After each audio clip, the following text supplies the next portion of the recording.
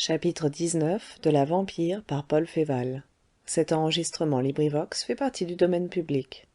Chapitre 19 Dernière nuit.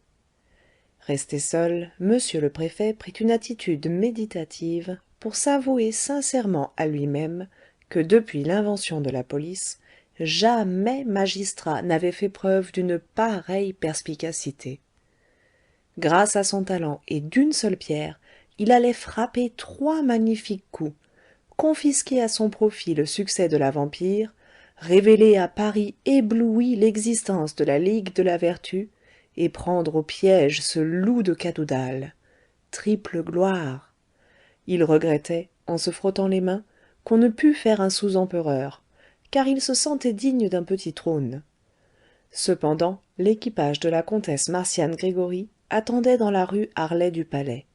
C'était bien la même voiture élégante, attelée de 2 beaux chevaux noirs, que nous vîmes une fois stationnés au seuil de l'église Saint-Louis-en-l'Île. « À l'hôtel !» ordonna la comtesse en franchissant le marchepied. Comme elle refermait la portière, une ombre se détacha de l'encoignure d'une maison voisine et glissa sans bruit vers l'équipage. L'ombre avait presque la carrure d'un homme, mais tout au plus la taille d'un enfant de 12 ans. Quand la voiture partit au galop, on aurait pu voir, en passant sous le prochain réverbère, notre ami Germain Patou cramponné au siège du laquais. Les beaux chevaux ne s'arrêtèrent qu'à la porte cochère d'une vieille et magnifique maison située chaussée des Minimes, numéro 7. La comtesse Marcian Gregoryi monta un escalier de grand style. Dans l'antichambre du premier étage, une vieille femme de taille virile attendait, ayant auprès d'elle un énorme chien vautré sur les dalles. À l'entrée de la comtesse, il se dressa sur ses 4 pattes et allongea le cou, comme font les chiens pour hurler. « La paix, plutôt !» fit Yanusza en son latin barbare. Pluto savait le latin, car il se rassit, puis s'allongea et rampa jusqu'à la nouvelle venue, en balayant les dalles du poil de son ventre. « Franz Koenig est-il arrivé ?» demanda la comtesse. « Il est arrivé, » répondit Yanusza. « À l'heure dite ?»« Avant l'heure dite. »« Avait-il les 150 000 thalers ?» Il avait les 150 000 thalers et 3 écrins contenant les bijoux de noces. La corbeille viendra demain matin. La comtesse eut un morne sourire. « Il m'attend ?» demanda-t-elle encore. « Sans doute, » répliqua la vieille femme. « Avec qui ?»« Avec Taïeh, le nègre, et Osman, l'infidèle. »« Et penses-tu que l'affaire soit achevée ?» Au moment où Yanusza ouvrait la bouche pour répondre, un cri déchirant, profond, lamentable, perça l'épaisse muraille de l'antichambre. La comtesse eut un léger tressaillement, et Yanusza fit le signe de la croix. « Requiescat in pace » murmura-t-elle. Le grand chien hurla une longue plainte. « Fais-les malles, Paraxin » ordonna la comtesse, qui avait déjà recouvré son sang-froid, « et ne perds pas de temps. »« Les malles sont faites, maîtresse, » repartit la vieille femme. « Est-il bien sûr que nous nous en allons demain ?»« Aussi sûr que tu es une bonne chrétienne, Yanusza. C'est la dernière nuit. Franz Koenig a complété le 1 000 000 de ducats exigé par le comte Szandor. Je vais vivre et mourir, moi qui suis privé à la fois de la mort et de la vie. In vita mors, in morte vita. Szandor, mon époux adoré, me donnera 1 heure d'amour avant de me brûler le cœur. » Comme le vernis jette tout à coup d'étranges lumières sur une toile de maître, sa passion ardente transfigurait maintenant sa beauté. Elle fit un pas vers la porte qui communiquait avec les appartements intérieurs, mais avant d'en toucher le loquet, elle s'arrêta. « Et, » murmura-t-elle avec une sorte d'hésitation, « ce pauvre enfant ?»« Il menace, » répliqua la vieille femme. « Il prie, il blasphème, il pleure. Ce soir, il appelait son Angèle. »« Et ne prononçait-il pas le nom de Lila ?»« Si fait, pour la maudire. » La frange de soie qui bordait les paupières de la comtesse s'abaissa. « N'a-t-il jamais manqué de rien ?» interrogea-t-elle encore. « Jamais. Je lui portais son repas pendant son sommeil. »« Il dort ? » ?»« Vous le savez bien, maîtresse, puisque... » La comtesse sourit en mettant un doigt sur ses lèvres. « Tu n'as pas oublié avant de partir ?» prononça-t-elle à voix basse. De mettre à son chevet ce vin qui donne des rêves? Non, répliqua Yanusza, je n'ai pas oublié. La comtesse passa la porte, tandis que la vieille femme se signait une seconde fois en marmottant une prière latine. C'étaient de vastes pièces bâties et décorées selon le style de Henri IV, des boiseries moulées profondément, des plafonds à caissons, de hautes cheminées en bois sculpté, des tapisseries dont l'âge n'avait pas terni l'éclat. Après avoir traversé une salle à manger dont les murailles semblaient fléchir sous le gibier peint, les fruits, les fleurs et les flacons, un salon tapissé de hautes lisses, encadré d'argent, et un boudoir qui eût servi dignement à la belle Gabrielle, la comtesse Marcian Gregoryi poussa une dernière porte et entra dans une chambre que nous eussions aussitôt reconnue. C'était là que René de Kervoz avait été pansé le lendemain de sa visite à la maison isolée du chemin de la Muette. Tout y était dans le même état, sauf le lit à colonnes, qui avait ses rideaux fermés, et la lumière des lampes remplaçant le jour. La serre, ouverte, envoyait les senteurs de la flore tropicale mêlées à la fumée du cigarrito de taillet, qui était à son poste, sous le grand yucca, non point étendu pourtant en paresseux comme l'autre fois, mais occupé à nouer les quatre coins d'une toile à matelas sur un paquet de formes sinistres.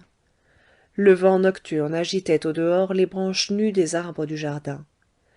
Dans le fauteuil même où nous le vîmes naguère s'asseyait ce jeune homme pâle comme un mort et dont la chevelure était blanche, le docteur Andréa Ceracchi.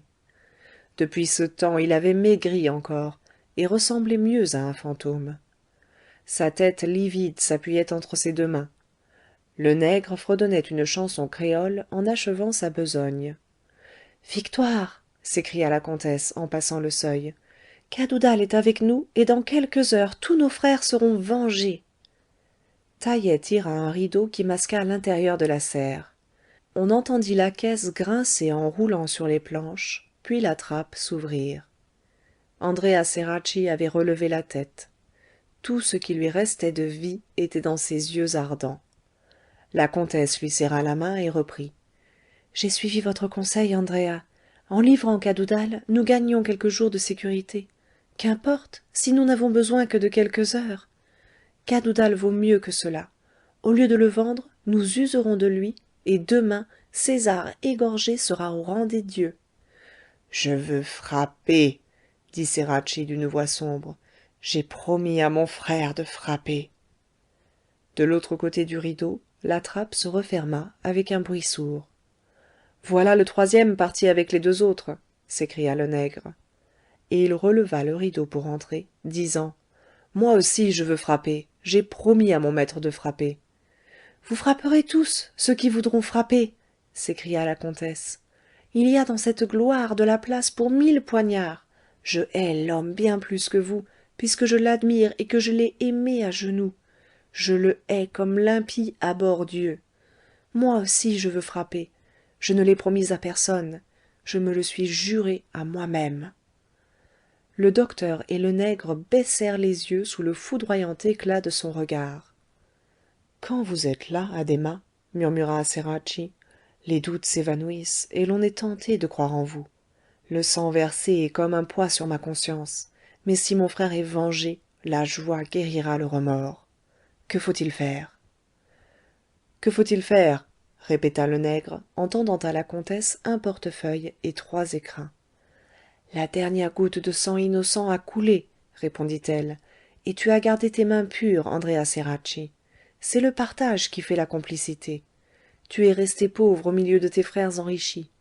Nous voici arrivés à l'heure suprême. Rends-toi une fois encore au lieu de nos réunions. Que la lampe de nos conseils s'allume encore une fois dans la maison solitaire, à qui l'histoire donnera peut-être un nom. Tous les frères de la vertu seront présents. Ils ont été convoqués aujourd'hui même. C'est toi qui présideras, car je n'arriverai qu'au moment d'agir et avec Georges Cadoudal lui-même. Ferez-vous cela? S'écria Ceracchi. Amènerez-vous le taureau du Morbihan? J'engage ma foi que je ramènerai avant que la 3e heure après minuit soit sonnée. En attendant le signal qui vous annoncera notre venue, voici ce que vous aurez à faire. Il est bon que nos secrets de famille ne soient point confiés à ce Georges Cadoudal. Vous aurez à dire à nos frères qu'aujourd'hui même j'ai pris chez Jacob Schwarzschild et compagnie des traites sur Vienne pour 1 million de ducats.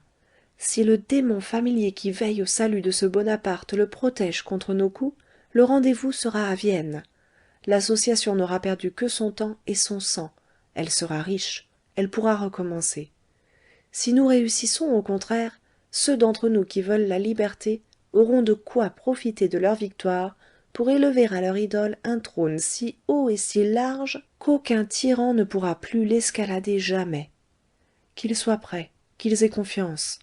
Le soleil de demain ne se couchera pas sans avoir vu l'événement qui changera la face du monde. Elle tendit une main à Ceracchi et l'autre à Taïeh. Le noir y imprima sa lèvre. Andrea Ceracchi dit: Où est Lila? Lila, répondit la comtesse, n'a plus de parents, elle est sous ma garde. À l'heure du danger, ma première pensée a dû être de la mettre à l'abri. À son tour, Andrea baisa sa main. Donc, à cette nuit, dit-il, 3 heures. Et il sortit, accompagné de Taïeh, pour gagner le lieu du rendez-vous. La charmante blonde écouta un instant le bruit de leurs pas. 3 heures, répéta-t-elle, vous n'attendrez pas jusque-là. Elle ouvrit tour à tour les écrins et le portefeuille afin d'en vérifier le contenu. Puis elle se dirigea vers la porte, sans avoir regardé du côté de la serre. À peine avait-elle disparu que la fenêtre, poussée avec précaution, ouvrit ses 2 châssis, et la courte personne de l'apprenti médecin Germain Patou se montra à califourchon sur l'appui. Métier à se faire rompre les os, grommela-t-il. Faut-il que j'aime ce papa Jean-Pierre? Voilà donc où elle demeure, cette blonde adorable. Mais pour savoir cela, je n'en suis pas beaucoup plus avancé. Il enjamba l'appui et fit quelques pas à l'intérieur. On fume ici, pensa-t-il. Elle est bien logée, malpeste. Un lit royal comme ceux du château de Meudon. Voyons un peu. Il écarta les rideaux et recula de plusieurs pas, comme s'il eût reçu un coup en plein visage. Le lit était en désordre et les draps dégouttaient de sang. Merci Dieu, pensa-t-il. Ma blonde ne sait pas cela, j'en suis sûr. Le sang est tout frais. On vient de tuer ici. Son regard perçant, où brillait une audacieuse intelligence, fit le tour de la chambre et plongea jusqu'au fond de la serre. Un instant, on aurait pu croire qu'une sorte de divination lui révélait le terrible mystère de cette demeure. Mais une pendule sonna dans la pièce voisine, et il bondit vers la croisée, qu'il enjamba de nouveau. Le patron m'attend, se dit-il. J'ai accompli la mission dont il m'avait chargé. Je sais où demeure la comtesse Marcian Gregoryi, et peut-être ai-je deviné le dénouement de cette comédie dont la première scène fut jouée à l'église Saint-Louis-en-l'Île. Il descendit comme il avait monté, à la force de ses bras courts mais robustes. Au moment où sa tête était déjà au niveau du balcon, son dernier regard rencontra, au ciel du lit, la plaque émaillée qui fixait les plis des rideaux. C'était un écusson qui semblait renvoyer en faisceau tous les rayons de la lampe. Une devise en lettres noires gothiques courait sur le fond d'or et disait In vita mors, in morte vita. La comtesse Marcian Gregoryi était nonchalamment étendue sur les coussins de sa voiture, dont le cocher, suivant ordre reçu d'avance, arrêta ses chevaux à l'angle du pont-marie, sur le quai d'Anjou. La comtesse descendit et dit Attendez. Elle prit sa course en longeant le quai vers la partie orientale de l'île. Le mur d'enclos des jardins de Bretonvilliers formait l'extrême pointe de l'éperon. C'était une enceinte solide et bâtie comme un rempart. Non loin de l'angle de la rue Saint-Louis, qui fait face à l'hôtel Lambert, une vieille construction carrée et trapue élevait sa terrasse demi-ruinée à quelques pieds au-dessus du mur. Il y avait là une poterne basse, qui existait encore voici quelques années, et dont l'enfoncement profond servait d'abri au petit établissement d'un rétameur forain. La comtesse Marcian Gregoryi avait la clef de cette poterne, qu'elle ouvrit pour entrer dans un lieu humide et tout noir. Quand elle eut fermé la porte derrière elle, l'obscurité fut complète. Dès le temps de Cagliostro, et même plus d'un siècle avant lui, les propriétés du phosphore étaient connues des adeptes. nous n'oserions pas dire, craignant l'accusation d'anachronisme, que la comtesse Marcian Gregoryi eut dans sa poche une botte d'allumettes chimiques, et cependant un léger frottement qui bruit dans l'obscurité produisit une lueur vive et instantanée. La bougie d'une lanterne sourde s'alluma, éclairant les parois salpêtres d'un long couloir. La comtesse se mit à marcher aussitôt, en femme qui connaît la route. Au bout d'une cinquantaine de pas, un vent frais la frappa au visage. Il y avait à la paroi de gauche une crevasse assez large, par où l'air extérieur et un rayon de lune passaient. La comtesse s'arrêta, prêtant attentivement l'oreille. Elle appuya l'âme de la lanterne contre sa poitrine et jeta un regard au dehors. Le dehors était un jardin sombre, touffu, mal entretenu. « On dirait des pas, » murmura-t-elle, « et des voix. » Elle regretta plutôt le chien géant qui, d'ordinaire, vaguait en liberté sous ces noirs ombrages. Mais, quoiqu'elle regardât de tous ses yeux, elle ne vit rien que les branches emmêlées qui s'entrechoquaient au vent. Elle continua sa route. « Quand même Ézéchiel m'aurait trahi, pensa-t-elle encore. Qu'importe, ils n'auront pas le temps. » Le couloir se terminait par un escalier de cave que la comtesse gravit. Au haut de l'escalier se trouvait un étroit palier où s'ouvrait une porte habilement masquée. La comtesse l'ouvrit, tenant toujours l'âme de sa lanterne cachée sous ses vêtements, puis la referma et se prit à écouter. Le bruit d'une respiration faible et régulière vint jusqu'à son oreille. « Il dort, » fit-elle. Alors elle découvrit sa lanterne sourde, au rayon de laquelle nous eussions reconnu cette chambre où René de Kervoz et Lila soupèrent le soir du jour qui vint commencer notre histoire. La chambre sans fenêtre. Dans le quartier, il est bon de le dire, on racontait beaucoup de choses touchant ce vieil hôtel d'Aubremesnil et ses dépendances plus vieilles encore, le pavillon de Bretonvilliers et la maison du bord de l'eau. Paris avait alors quantité de ces coins légendaires. On parlait d'une merveilleuse cachette que le président d'Aubremesnil, ami de l'abbé de Gondy et compère de M. de Beaufort, le roi des Halles, avait fait construire en son logis quand le cardinal de Mazarin rentra vainqueur dans sa bonne ville. On ajoutait que ce même président d'Aubremesnil, vert galant, quoique ce fût une tête carrée, ne se servit jamais de sa cachette contre la reine-mère ou son ministre favori, mais qu'il l'employa à de plus riants usages, faisant venir de nuit par cet étroit couloir, qui conduisait à la Seine, de jolies bourgeoises et de fringantes grisettes, en fraude des droits légitimes de madame la présidente. La comtesse Marcian Gregoryi visita d'abord la table, où quelques mets étaient posés. On y avait à peine touché. Il y avait auprès des mets un flacon de vin et une carafe. La carafe seule était entamée. La comtesse la déboucha, en flaira le contenu et sourit. Elle vint au lit alors et tourna l'âme de sa lanterne vers la pâle et belle tête de jeune homme qui était sur l'oreiller. Nous ne savons ce que cette sorcière de Yanusza entendait par ces mots, le vin qui donne des rêves, mais il est certain que René de Kervoz rêvait, car il souriait. Les grands yeux de la comtesse Marcian Gregoryi exprimèrent de la compassion et de la tendresse. « Tu seras libre demain, » murmura-t-elle. Elle effleura son front d'un baiser. René de Kervoz s'agita dans son sommeil et prononça le nom d'Angèle. Les sourcils de la charmante blonde se froncèrent, mais ce fut l'affaire d'un instant.